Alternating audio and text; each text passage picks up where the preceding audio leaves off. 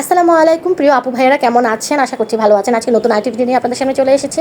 এই ভিডিওটা হচ্ছে আমি ডাটা শাক রান্না করছিলাম ফার্স্ট টাইম, সেটাই আপনাদের সাথে শেয়ার করছি। আসলে ফার্স্ট টাইম কেন বলছি, এর আগে আমি রান্না করেছি কিনা আমার মনেও নেই, তো সেজন্য আমার কাছে এটা ফার্স্ট টাইমই রান্না। যাই হোক, আমি এই ধরনের সবজিগুলো খুব কমই রান্না করি, কারণ এই ধরনের সবজিগুলো কিন্তু কাটা ধোয়া পরিষ্কার করা খুবই সময়ের দরকার। আর এখন আমি যত সময় বাঁচিয়ে আমার বাচ্চাদেরকে দিতে পারি সেই চিন্তাই করি। আমার হাজব্যান্ডও সেটাই চায় যে রান্না বান্না পরে তুমি আগে বেবিদেরকে টাইম দিবা। তো আমার হাজব্যান্ডও জানে যে কী সবজিগুলো আনলে আমার সুবিধা হয় বেশিরভাগ রান্না করতে, তো ওগুলোই নিয়ে আসে। পটল, ঢেঁড়স বা চিচিঙ্গা, ধুন্দুল, কাঁকরোল, এই ধরনের সবজিগুলোই ও বেশি নিয়ে আসে। আর আমাদের বাসায় এগুলোই বেশি রান্না করা হয়। তবে হ্যাঁ, ডাটা শাক বা বিভিন্ন ধরনের শাক, কুমড়োর শাক, লতি, এই ধরনের সবজিগুলো আমার খাওয়া হয়, কারণ হচ্ছে আম্মুর বাসা যেহেতু কাছে, আম্মু যখনই রান্না করে তখনই আমার জন্য পাঠিয়ে দেয়। তো যে আম্মু জানে ভালো করে যে আমার বাসায় এগুলো তেমন রান্না হয় না। আজকে আমি রান্না করছি ডাটা দিয়ে চিংড়ি মাছ দিয়ে। চিংড়ি মাছটার কথা বলি, এটা আমার কিন্তু খুব পছন্দের মাছ, যদিও এটা আমাদের তেমন শরীরের জন্য কোনো উপকার না, বরং অ্যালার্জিতে আরও প্রবলেম করে। তবে এই মাছটা ফ্রিজে থাকলে না নিশ্চিন্তে থাকা যায়, মানে যে কোনো সবজির সাথে আমার মনে হয় যে মাছটা বেশ যায়। আর বিশেষ করে আমি যে ধরনের সবজিগুলো খাই সেগুলোর সাথে তো অনেক অনেক ভালোই যায় আমার কাছে মনে হয়। যায় না কার কেমন লাগতে পারে, যেমন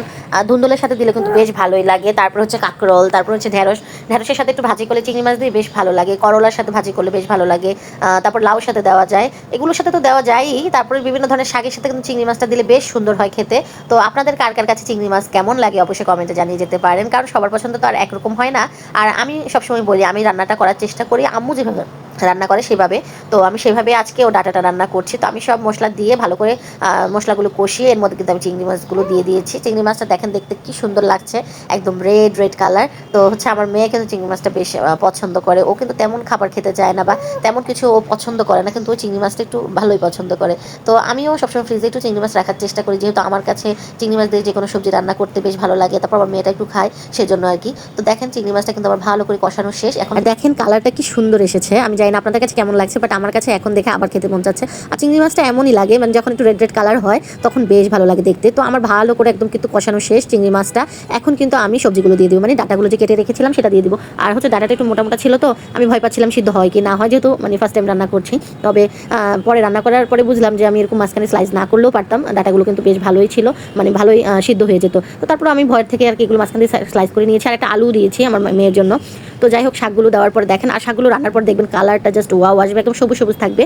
আর আমার আম্মুরা যখন রান্না করে তারা কিন্তু এই পাতাটা তেমন নেয় না, তারা ওই পাতাটাকে আলাদা প্রসেসে খায়, মানে এটা ভর্তা টাইপের করে খায়। পাতাটা হালকা তেলে মাছ দিয়ে তারপরে শুকনো মরিচ দিয়ে পেঁয়াজ দিয়ে এটা ভর্তা করে খায়, সেটাও কিন্তু খেতে বেশ ভালো লাগে। কিন্তু আমার অত সময় নেই, আমি শাকটা মানে পাতাগুলো এটার সাথে নিয়ে নিয়েছি। তো দেখেন আমার তরকারি কালারটা আসলে বেশ সুন্দর এসেছে। আপনাদের কার কার কাছে ডাটা শাক ভালো লাগে অবশ্যই কমেন্টে জানাতে পারেন। আমার তো আগেই ভালো লাগতো না, ছোটবেলায় ডাটা, তারপর মূলো, করলা তো একদম আমার কাছে চোখের বিষ ছিল, কিন্তু এখন আমার সবচেয়ে পছন্দের সবজির মধ্যে পছন্দ হচ্ছে করলা ভাজি। তো যাই হোক, মানুষের আসলে দিন দিন মানে পছন্দের যে একটা চেঞ্জ হয় সেটা আমি আমাকে দেখে উপলব্ধি করতে পারি। আর আজকের আমার এই ভিডিওটা কিন্তু আমি এখানে শেষ করছি। আমার রান্নাটা আপনাদের কাছে কেমন লাগলো অবশ্যই কমেন্ট করে জানাতে ভুলবেন না। Thank you everyone for watching my video. Please do like, comment and share. আল্লাহ হাফেজ।